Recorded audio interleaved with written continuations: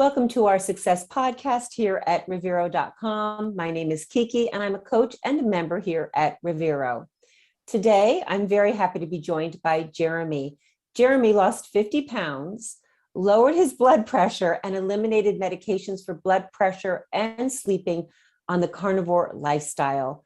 Welcome, Jeremy. I'm so glad you joined us today. Thank you. Thanks for having me.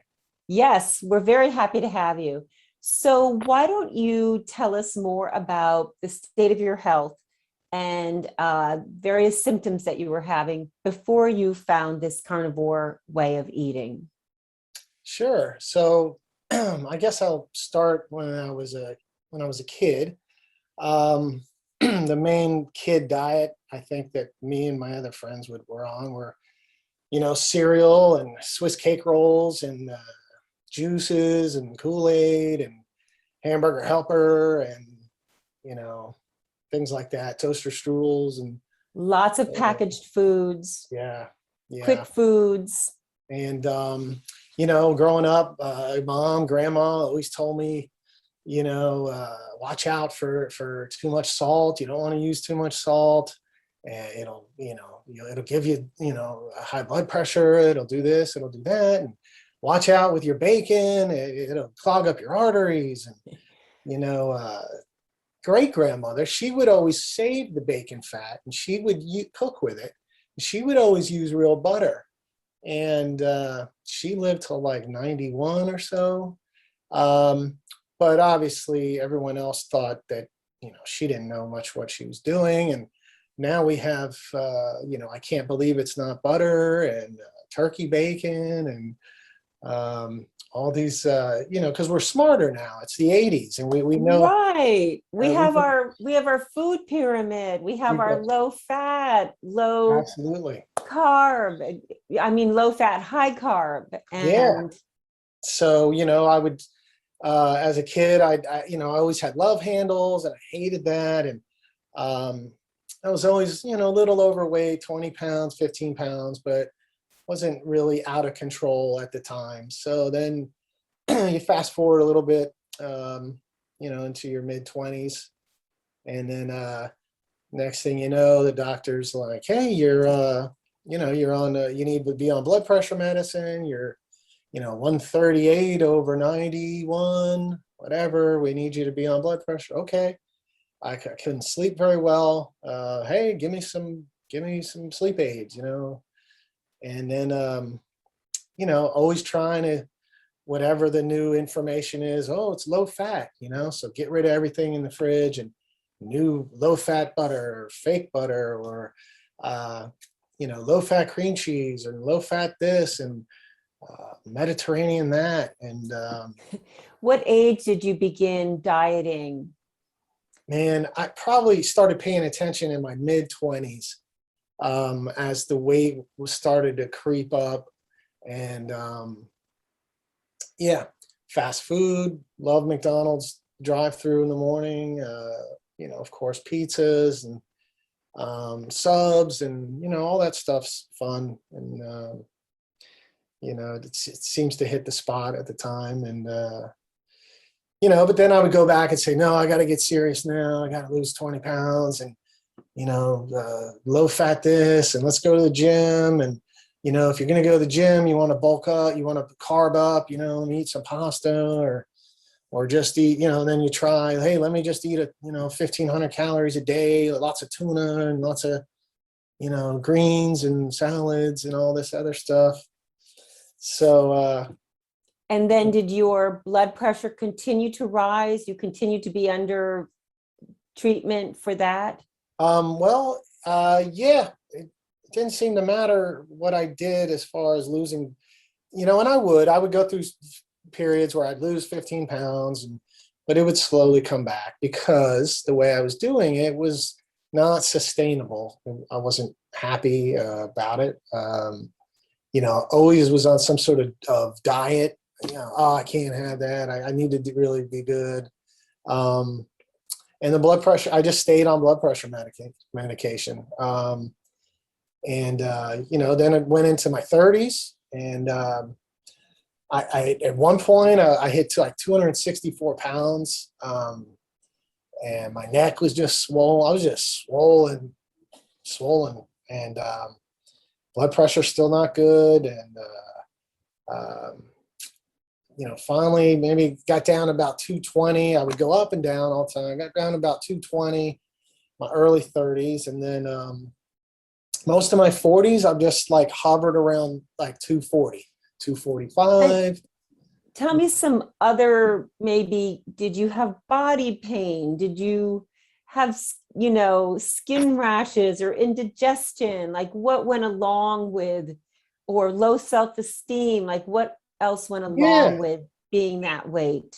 Yeah. Well, it's not, when you're overweight, you're not really want to, take off your shirt and go swimming and, and do this and do that. And dressing up is not as fun as it is when you're slimmer. I can tuck my shirt in now. I feel much more confident about it. Buying smaller clothes. I used to be a 2XL, a 3XL. Now I wear a large. I sometimes mistake my shirts for my wife's. She wears medium. I'm like, we're just one size away now. I'm like, wow. So, Congratulations. That's big. So Wonderful. yeah, I mean, through my 40s, I was like hovering around 240, 245. And then, I got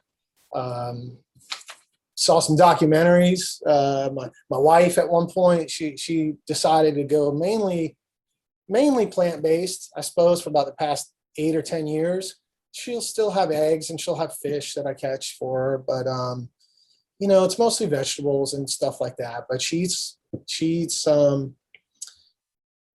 mostly vegetables and good, really good tasty breads with lots of seeds and stuff. And so I decided, hey, let me jump on that for about 6 months. I'm going to give it 6 months, and I went for it. And I just had fish and some eggs and lots of tofu, lots of vegetables. And it was cool. My wife and I bonded through it. And, we cooked these cool meals with quinoa and brown rice and lots of mushrooms and stuff. And, I lost about 12 pounds, 11 pounds, but wasn't great. I mean, I didn't feel great. I still had high blood pressure. I was still depending on sleep aids and stuff. And I don't know, it just wasn't ideal. It wasn't ideal. And meanwhile, my friends, my coworkers and my good friends that I work with, they're having fun teasing me, and they're eating bacon, and we're going to barbecue places for, and here I am having, baked potato. Yeah, I'm having a baked potato, and they're having a brisket, and oh man. So yeah. So how did you come to learn about the carnivore diet, and what made you jump on board?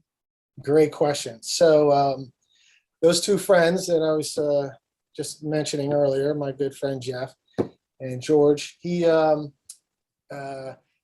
started researching these different plant-based documentaries, and he would watch the Point Counterpoint. Joe Rogan show had a couple guys on there, and Dr. Baker and Saladino were on there, and he does a lot of research. When he looks into stuff, he's got a lot of questions. So he's looking into it, and I'm about a month away from my 6-month commitment, and he starts the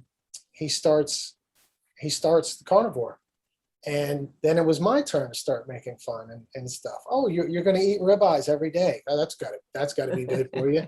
I'm sure. Oh, put bacon and eggs on top. Great. Well, and then everyone's favorite thing. Well, wait till your doctor sees your cholesterol.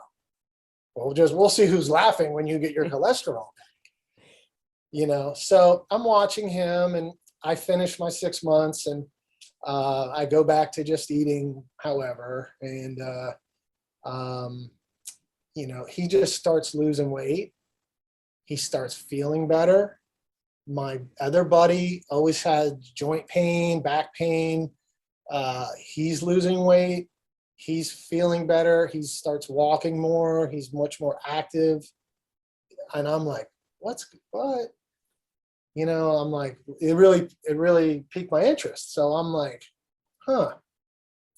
So I waited a few more months, and then it seems like just a few days go by. One guy's down 55 pounds. My other buddy's down 40 pounds or so. They're in great shape, and they're eating bacon and burgers and chicken thighs every day. And here I am wondering, like, well, what am I going to do? I don't know what I'm going to do. I know I'm 240 pounds though, and I need to do something. So I jumped on. I jumped aboard, and I ordered Dr. Baker's book, and Saladino's book, Nina book, Ken Berry's book. Nina Teicholz's book. Yeah. I always have problems with her last name, so excuse me. Yeah, I do too, but I've heard her on enough podcasts that I think I know how to pronounce it. Yeah. Mark's. Yeah, those are great books. Good for you. Going through Mark's book now, Primal, and I start reading, and everyone seems to have the same, outcome that we've been marketed to, we've been lied to, and all this stuff. This way of eating is almost like the complete opposite of what we've been told. It's almost like in the Matrix, where he gives you like the red and the blue pill, and he's like, you want to know the truth, you take this one. You want to just stay in your la la land, stay there, and it goes against everything we've been taught. And so I read these books, and then I became a believer, and I started December 2020, and like 5 months, 6 months later, I was down like 40 pounds. I can sleep now better. I have more energy. I go and play pickleball almost every day for like 2 hours after work. Before, I would just want to get off from work, come home, like lay on the couch or whatever, have a few beers, whatever, and just do nothing and be happy to not be moving. Now I'm like, I'm always, want to go do something. So I ran out of my blood pressure medicine in May, and I just said, let's go for it. I bought a blood pressure monitor, and then I'm hitting 126 over 82, 130 over 85. I did it for 3 weeks, and it's all in that range. I'm like, well, I'm done with that.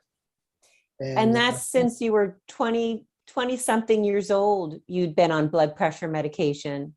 I was told it's genetic, it's hereditary. My father is on it. Yeah. Amazing. So did you have any challenges? What were challenges for you that came up? Maybe sticking to the diet, staying the course, or was it pretty easy? Well, it's not really, it's not very, I don't find it very hard. Like people say like, oh, great job, you lost 50 pounds. That's a lot of commitment. And I'm like, yeah, it's, I'm very dedicated. But truthfully, I mean, when I need a snack, I go to bacon, or I have some salami, leftover chicken thigh or burger. I eat ribeyes almost like 5 times a week. I don't feel like I'm missing out on anything. So it almost feels like cheating. So, right. For someone who had dieted and kept trying to restrict, this probably feels very liberating. It is. Because you can eat as much as you want to satiety. I had a 1 pound, I'll get a 1 pound thing of lamb, and I'll just flatten it and make a lamb cheeseburger and have that for dinner sometimes. Yeah. And then I go play sports. But you could never eat a carb-based meal, pasta or whatever, and then go run around on a tennis court for 2 hours. No way. Yeah, you'd be passed out in front of the TV. Right. Like feeling like Thanksgiving. Like I haven't felt like that feeling, like Thanksgiving feeling, where you're like, oh, I just need to lay down. Can I lay down somewhere? Like I don't feel like that anymore. And I can eat like a big skirt steak or ribeye, and then boom, I'm off going to do something. It's really incredible. It's wonderful. So what other changes did you experience or see, or that did others see in you? Well, Well, I have more energy, and my wife's very athletic, so she's very happy that I can go play with her now, and I don't want to just lay around and be lazy. I seem to go to bed pretty good at the same time every night with not a lot of assistance. Sometimes some melatonin, but yeah. So I mean, smaller clothes, more energy, no more blood pressure meds. I'm looking forward to getting my blood work done again. And my doctor, last time he saw me, I was like 220. So I'm 185, 188 today, somewhere around there. So he's going to probably be surprised. He'll probably want to put me on statins, which I Of won't, course. which I won't do. But yeah, I mean, just better sleep, more energy. Um, I've been hearing others say that they have more tolerance to the sun as we get rid of these seed Seed oils. oils. I still put a little sunscreen on my neck because I'm not quite 100% confident on that, but I have noticed I don't burn as much, and I'm pretty fair skinned. So maybe there's something to that. I'm not quite going to take my shirt off and go in the jungle like Saladino yet, but I think there is something to that. Yeah. And how does your future look to you now? Man, I seem to have settled in, I would think, about where I'm going to land as far as my size and my weight. I'm 6 foot and about 180. I go from about 185 to 188 now, kind of just bounce around there. I used to wear a 40. Now I wear a size 34. I used to wear 2XL, bordering on 3XL. Now I wear a large. So, yeah, I mean, I don't see me ever changing back to anything other than that, to the way that we're eating now. Wonderful. And has it influenced your wife's eating at all, or she's still very dedicated to her plant-based way? No, she is still on her own course, and that's fine. Yeah, it's great that you can, cohabitate and Yeah, support each other in these different lifestyles and each have, your excellent health. she doesn't mind the house smelling like ribeyes, and I don't mind cooking her tofu and mushrooms and quinoa tonight. So Great. it works. Wonderful. So I'm so glad you joined us. Your story is going to be so inspiring for our listeners and viewers. Is there anything else that you'd like to share with us today? Let's see. So I also, besides eating mostly ribeye, flap, steaks, eggs, burgers, bacon, I do have some blackberries. I do have some olives, some dates, like as a dessert. And I've been having Brussels sprouts probably once a week. But truthfully, the vegetables they just make me feel gassy and full. And I don't feel great eating them so much. But I do like Brussels sprouts still. But, Mm-hmm. but I just feel leaner and just quicker, able to move better when I'm just eating meat. And cheese. I still love cheese. But Mm-hmm. I also fast. I do the intermittent fast from, I'll eat between 10 and 6, Monday through Friday. And on the weekends, I'm a little more lenient with that. But yeah, 10 to 6 and carnivore eating. And man, it just changed things around for me in 6 months. Like That's a huge change. And now, do you go into work? Do you bring your own meal with you? Or are you kind of working from home like much of the country? We did for a few months, but then we all got back in the office. And yeah, that's a big key to it too, is you got to prep, you got to cook up a bunch of stuff, and you have to bring it with you and be prepared. And yeah, so I bring like burgers and chicken thighs and steaks and bacon, and I like some salami and cheese from time to time, and some eggs. Eggs are always, every day I have eggs. And I don't walk around hungry. I'm never like, gosh, this diet's got me starving. I want to, I'm just not very hungry like I used to be. And you've probably been liberated from those carb cravings. Yeah, yeah, yeah. I mean, I'm not perfect yet. I still do like some dark chocolate with my coffee, but if I'm only going to spend so many carbs per day, I like to spend it on dark chocolate if possible. Good. You have good taste. Yeah, hopefully. And so when you're eating at work, is everyone teasing you if they No, well, they're 3 out of my 4 coworkers are all doing the same thing. Fantastic. So, we have one young lady that hasn't quite come over to our side yet, but she's in great shape and she's in her 20s and she doesn't really have a lot of motivation to make any type of, major change like that. Wonderful. Well, I'm so glad you found the carnivore lifestyle and you had those friends in your life. That was perfect. You could really get inspired. And then it sounds like you got the best books out there by these great MDs and researchers and, journalists and everything. So that's just great. Thank you so much for sharing your story with us today. Absolutely. It's my pleasure. Okay, Jeremy, all the best to you. Thank you. Bye-bye. Join Revero.health for a 30-day free trial to get access to live Q&A with VIP guests, social community meetings, member discounts, low-carb healthcare providers list, forum, workouts, monthly challenges, early access to podcasts, recipes, carnivore diet guide, fasting guide, shred guide, and much more.